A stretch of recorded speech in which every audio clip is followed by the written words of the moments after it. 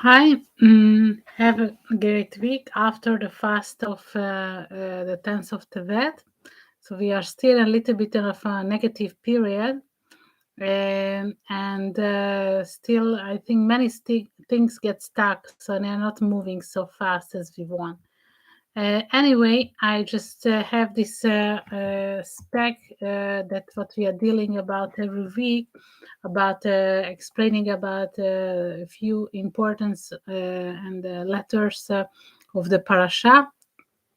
And right now we are in the last part of the first book of Bereshit. So we covered something that is hidden because this is Keter. Keter, it's a very high form of energy, but we don't see, so it's not manifested yet. So we're in the last part of this Keter, and this portion is called Vaychi. Okay. So, and what is happening that before Jacob is dying, Joseph brings his two sons, Ephraim and Manasseh, that to give a blessing. Okay, so Manasseh is the firstborn, so he's supposed to get the blessing as becoming the genealogy of the Jewish nation, and Ephraim stands on the left side. So whenever is making the blessing, so instead of blessing the firstborn with the blessing that is going to be the continuation of him, so he switches his hands like instantly switches his hands, and his right hand therefore is placing above Ephraim, and his left for Manasseh. Meaning, so it doesn't matter that the firstborn is becoming like as a second, and the secondborn is becoming as a continuation of his legacy. Okay, so then at that point, Joseph is going to interrupt his father. That it's not so polite because you have kibud ha'em, so you have to so you have to your parents. You have to have an honoring your parents. Okay, so what does it mean? Jacob doesn't know what to do, right? Okay, so then he's interrupting as correcting his father that how you supposed to give a blessing, right? So if that you forgot like Moses Manasseh is the firstborn, right? uh, and then Jacob is signing that he knows what he's doing, okay, because he thinks that the secondborn, this is what is the proper blessing needs and not the firstborn. Okay, so this was the kind of introduction where we are about. And ויאמן אבי ויאמר ידעתי בני ידעתי גם הוא יהיה לעם וגם הוא יגדל ואולם אחיו הקטן יגדל ממנו וזרעו יהיה מלוא הגויים. And his father refused and said, I know it, my son, I know it. He also shall become a people, and he also shall be great. Howbeit his younger brother shall be greater than he, and his seed shall become a multitude of nations. Okay, so this is what he says. So switching his hands.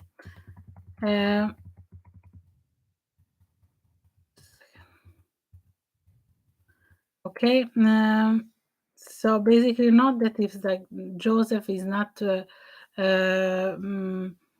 believing his father action, okay, so he's going to ruin this whole blessing. He's not prepared for that. And then at that point, Jacob is receiving a divine prophecy, okay, when he is doing this blessing. And interestingly, Joseph didn't get the message, right? So he had a certain glasses put his on that he doesn't see what is the difference between his two sons, right? ויברחם ביום ההוא לאמור בך יברך ישראל לומר ישמך אלוקים כאפרים וכמנשה וישים את אפרים לפני מנשה.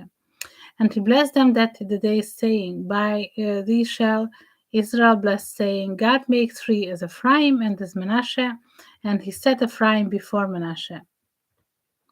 So here in this quotation we have the word lemor, And in that, we have an extra vav. Okay, so that is something very special that we have a vav here in this word. Um,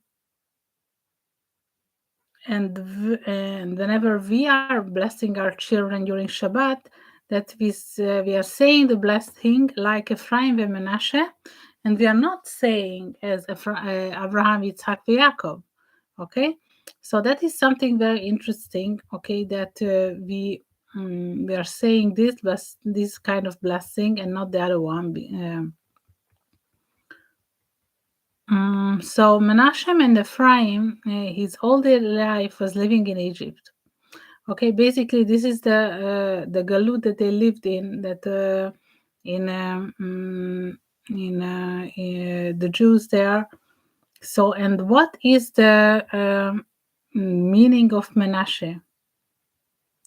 Meaning his name's meaning is that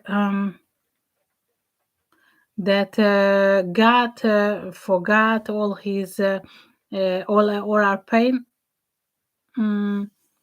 אוקיי, ויקרא יוסף את שם הכיבוד מנשה, כי נשנה אלוקים את כל עמלי ואת כל בית אביו. Joseph called the name of the firstborn Menashe, for God has made me forget all my toil and all my father's house. Basically, what we see in their life path, in Menashe and Ephraim, it is as a galut, it's very similar to our life, okay? And also what Joseph saw, that going to be a time and the right time, and that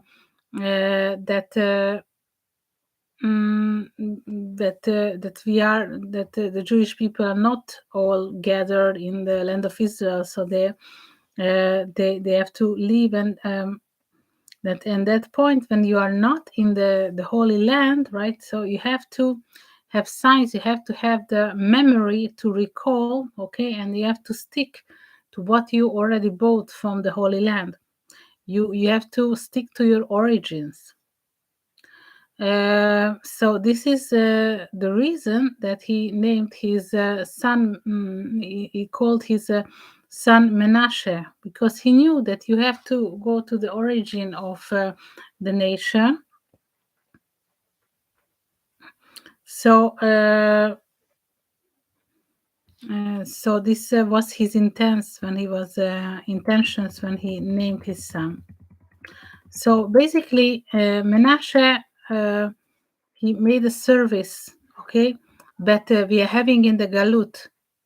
Then here, and what Joseph is thinking, that his service is greater, and but Ephraim, the tribe of Ephraim, is going to be much greater in the Galut. So we have to be focusing, okay, where we are coming from, where our origin, where our history is coming from.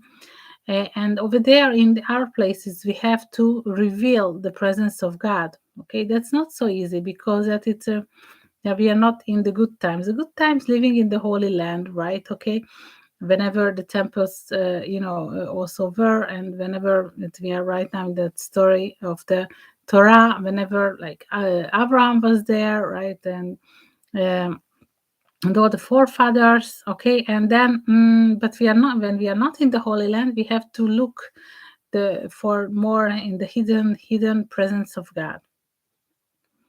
And when we are searching about the presence of God in the whole path, it's very interesting. But when we are doing it, so that's all the action, it's very interesting, and then we can change to redemption. Okay, so this is a kind of inspirational life that we want to show how Ephraim and Manasseh lived, in order that we are living in the same type of galut. We are not all living in the Holy Land, and the Messiah is not revealed yet, so we're still having the same story that they had. And how in these circumstances we have to stick to our origin, to stick to the laws of the Torah and all the mitzvot. Okay. So basically, the reason that we are having this blessing because we have to do every week, okay, this survival mode, and that we have to overcome, and all these situations, such as how Menashe and Ephraim was doing in the Galut, and they stood where they are. So in our generation, we have to do the same. So the blessing, therefore, the blessing is the similar, and we like, and then not like Abraham, Yitzhak, and Jaakov, where they were living in the Holy Land. So they had a different, different approach, different karma, different tikkun of them. So they didn't have this kind of urges. So the reason that we have in the an additional vav in the word lemor, that this is another type. Vav, it's about connecting. So it's another connection that we are getting. So Vav, it's connecting two parts, upper realms and lower realms. So basically, and this is how the blessing is manifesting, is a connection. So how Jacob is giving the blessing to Ephraim. So therefore, it became connected, and all the continuation of him is going to pass on in another generation. Okay, so we are in the fourth galut that started during the Roman period, and we are still in that galut. So we shouldn't we should be acting the same. So we shouldn't forget where origin is coming from, the Holy Land and the temple. And we have to be concentrating the last period of the galut that till the messianic time will come, and hopefully it won't last for long. And then with all these actions that we can participate in that. So therefore, participation of our tikkun and the collective tikkun will be doing. Therefore, we are contributing to that. So in all our efforts.